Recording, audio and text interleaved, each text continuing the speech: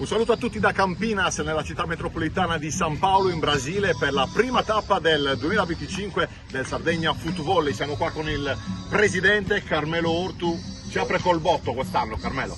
Sì, si apre col botto, con grande felicità ci troviamo qua da Sassari, dalla Sardegna, in Brasile, nella capitale degli sport su sabbia, dei beach sport.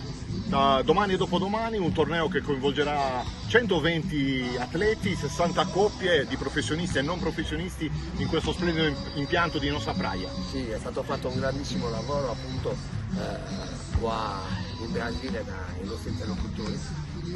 Abbiamo ottenuto un risultato fantastico perché 120 atleti, quindi si parla di 60 coppie che parteciperanno nella 2 giorni full immersion a tutto il mondo. Un evento internazionale che fa da apripista a una serie di eventi, alcuni già programmati, altri in fase di definizione, che coinvolgeranno la nostra isola. Carmelo.